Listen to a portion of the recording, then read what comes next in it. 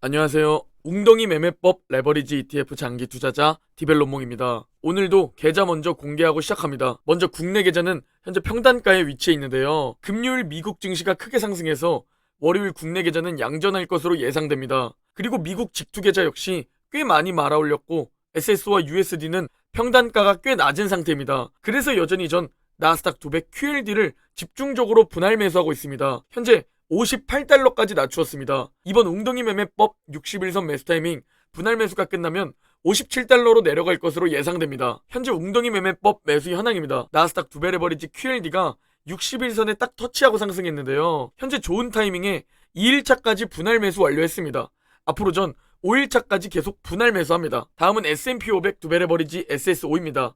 SSO는 QLD보다 하루 전 121선에 닿으며 3일차까지 현재 매수 완료했습니다. 월요일과 화요일까지 분할 매수 진행합니다. 마지막으로 반도체 2배 레버리지 USD입니다. 현재 반도체는 여전히 매수 타이밍 없이 관망하고 기다리고 있습니다. 금요일 미국 증시, 와 진짜 이게 뭐지? 대체 왜 상승하는 거지? 싶은 생각도 드셨을 겁니다. 그것도 매수세가 강하게 유입되면서 상승한 모습을 볼 수 있습니다.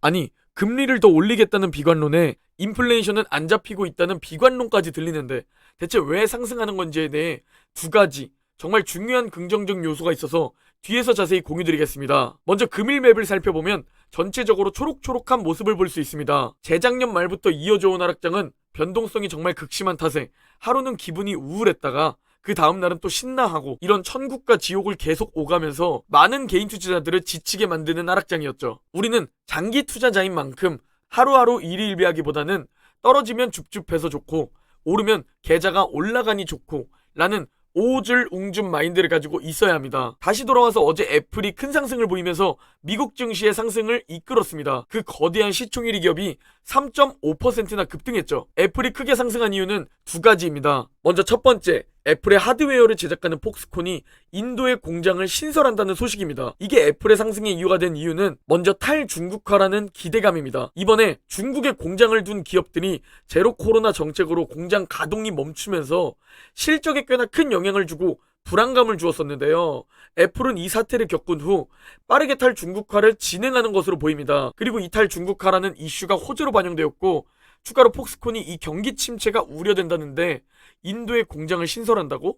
그러면 애플의 수요는 이런 상황에도 여전히 강한가 보구나 라는 기대감으로 주가가 선반영하면서 상승한 겁니다. 그리고 두 번째 이유가 바로 모건 스탠리가 애플의 목표 주가를 높인 게 투자 심리를 자극시켰죠. 이 애플의 강세에 힘입어 3월부터 4월, 5월까지는 평균 통계처럼 강세를 보여주었으면 하는 바람입니다. 그리고 이날 메타 플랫폼즈가 6% 상승했습니다. 상승 이유를 살펴보니까 VR 헤드셋의 가격을 대폭 인하한다고 밝혔는데요. 개인적으로는 이게 대체 이 정도의 호재인가? 라는 생각을 가지고 있습니다. 그리고 어제 상승에 대해 개인적으로 정말 긍정적으로 생각해본 요인이 두 가지가 있습니다. 먼저 첫 번째 요인부터 설명드리겠습니다. 바로 급등하던 국채금리가 꺾였다는 겁니다.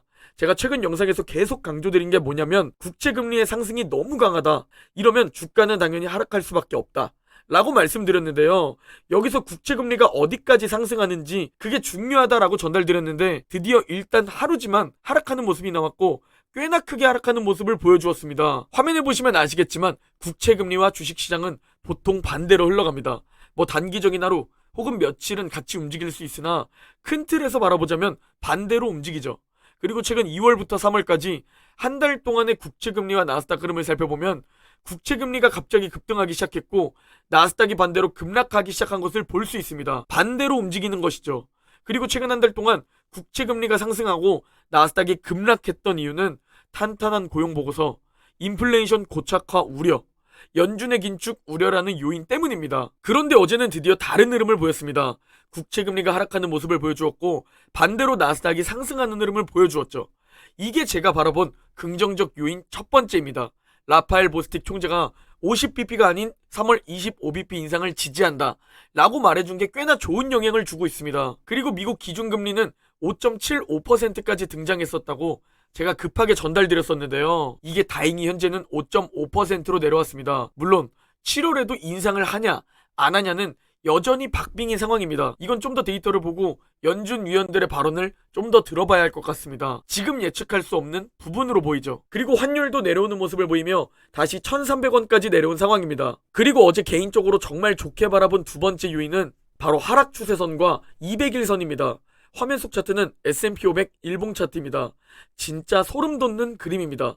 검정색 선이 하락 추세선 상단입니다. 이 하락 추세선이 강한 저항선이 되면서 여기에 부딪히면 주가는 더 큰 하락을 보여왔던 미국 증시입니다. 빨간색 동그라미를 보면 하락 추세선에 닿고 또 200일 이평선에 닿으면서 이게 강한 저항이 된 것을 볼 수 있죠. 그러나 드디어 1년 넘게 지속된 하락장 속에서 이 하락 추세선을 뚫어주는 게 올해 초 나와주었습니다. 그리고 다시 하락세를 보이면서 우리를 불안하게 만들어 주었는데요. 화면 속 초록색 동그라미를 보면 하락 추세선에 닿았고 200일선에 가까워졌죠. 그리고 예전의 저항이 이번엔 지지선이 되어주면서 목요일부터 상승을 보이기 시작했습니다. 이는 차트상으로 매우 강한 상승 시그널로 여겨지죠. 그럼에도 우리가 마음껏 줍줍하지 못하고 불안에 떨고 있는 이유는 지금 너무 좋은 매수 타이밍 같지만 비관론이 넘쳐나는 상황이기 때문입니다. 그래서 제가 강조드리는 게 결국 좋은 타이밍에 큰 비중을 매수하는 것은 불가능이다. 즉 원칙을 정하고 그 원칙을 장기간 지켜야 한다 라고 계속 강조드렸던 겁니다. 지금은 금리가 더 높아진다고 그러고 인플레이션은 고착화될 수 있다는 그런 비관론이 넘쳐나는 상황이죠. 그렇다면 우리가 과거 폭락장에서 비관론이 넘쳐났을 때 우리가 분할 매수를 해야 하는 게 나을지 손절하고 다시 들어가는 게 나을지 한번 그 부분을 살펴보면 도움이 되지 않을까요? 반토막이 났었던 2008년 리먼 브라더스 사태를 한번 우리가 살펴봅시다. 화면 속 차트는 2008년 리먼 브라더스 비관론이 극에 달하면서 모두가 던지던 그 상황, 그 어딘가입니다. 그리고 우리가 저 차트를 보면 저걸 어떻게 버텨냅니까? 만약 저기서 분할 매수하라고 하면 욕먹는 구간일 겁니다. 마치 지금처럼 말이죠. 그런데 실제로 가이스파이어는 저 2008년을 회상하면서 이렇게 말했습니다. 돈 받고 일하는 전문가라는 사람들도 대폭락 상황에서 벗어나지 못했다. 나는 두 눈으로 똑똑히 보았다. 내가 고용했던 주식 분석가, 내 펀드에 투자했던 기관 투자가들이 시장 붕괴의 압박감을 못 견디고 주식을 사야 할 바로 그 시점에 모두 주식을 팔아버렸다 라고 회상했습니다. 그리고 돈 받고 일하는 전문가들도 못 버티고 공포에 떨던 바로 그 시점은 미래가 되어 바라본 지금 바닥은 아니지만 무릎 그 어딘가였다는 사실, 즉 분할 매수했어야 하는 타이밍이었습니다. 실제로 가장 많이 투자자들이 무너졌던 시점에 조금 더 하락을 보이긴 했었지만 이내 바닥을 찍고 주가는 전고점 회복을 향해 달렸죠. 우리는 항상 과거를 보며 이런 말을 되뇌입니다. 아, 저 때 1억만 샀으면 지금 몇십억일 텐데 라고 기회를 잡을 생각보다는 과거에 대한 후회를 합니다. 그러나 기회는 항상 찾아옵니다. 마치 지금이 그 기회 어딘가일 수 있죠. 좀 더 하락할 수 있고 찐바닥도 남아있을 수 있고 그건 아무도 모르지만 비관론이 극에 달했을 때는 단기적으로 내년을 바라보는 게 아닌 5년 이상을 바라보는 장기적인 관점에서 용기를 가지고 분할 매수해야 하는 극소수의 행동을 보여야 한다는 것을 과거 리먼 브라더스를 보면 알 수 있습니다. 자, 그렇다면 우리에게 익숙한 2020년 코로나 팬데믹 사태는 어떨까요? QLD 주봉 차트를 가지고 왔습니다. 서킷 브레이커가 발동되었을 때 진짜 얼마나 다들 공포스러웠을까요? 누구나 내다 팔고 싶었을 겁니다. 반토막이 예상되었을 것이고 백신이 없는 바이러스로 세계 경제가 무너져간다. 이보다 더 공포스러운 상황이 있을까요? 많은 사람들이 이때도 잃어버린 10년을 얘기했습니다. 아니, 이때는 세계 경제는 30년 후퇴할 것이다 라는 얘기가 기정사실화로 떠돌던 시기입니다. 그래서 2020년 3월에 모두가 바닥이 아니라고 외쳤습니다. 번스타인, UBS 등 돈 받고 일하는 세계적인 전문가들이 미국 주식 아직 바닥이 아니라며 뉴스를 만들었죠. 그리고 상승하는데도 여전히 베어마켓 랠리다 라는 의견이 많았습니다. 실제로 마크 모비우스는 가장 좋은 매수 타이밍이던 시절에 아직 바닥을 찍지 않았다고 말하며 개인 투자자들의 매수를 막았습니다. 그리고 전고점 회복이 다 되어가는 그 시점에도 모험을 즐길 때가 아니라며 주식 비중을 줄이라는 전문가들이 많았습니다. 그러나 지금 바라보면 어떤가요? 와, 미친 거 아니야? 라는 생각이 지금은 들지만 실제로 저 상황에 실시간으로 살고 있을 땐 대체 지금이 바닥인지 상승인지 그걸 알 수 있는 사람은 아무도 없다는 겁니다. 여러분도 모르고 저도 모르고 워렌 버핏도 모르고 모든 전문가들도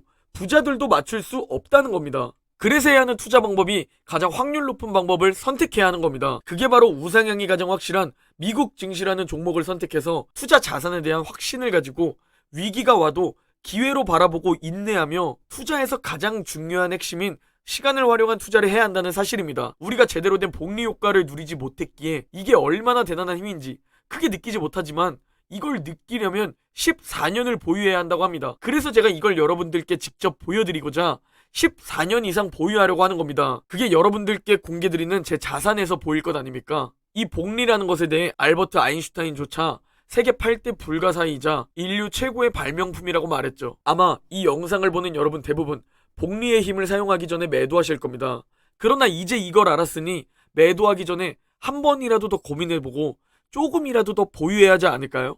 전 복리 효과를 누려보기 위해 그게 경제적 자유로 가는 가장 빠른 지름길이기에 이곳에서 여러분들께 다 공개하는 겁니다. 최소 14년 이상을 보유하기 위해 매일매일 공부하고 여러분들과 함께 가기 위해 노력하고 있죠. 5줄 웅줍이라는 큰 틀에서의 투자 원칙을 가지고 여러분들에게 최대한 오래 보유하는 직접 보여드리는 장기 투자 유튜버가 되겠습니다. 오늘 영상은 여기까지입니다. 모두 행복한 일요일 보내시고 그럼 내일 영상에서 뵙겠습니다.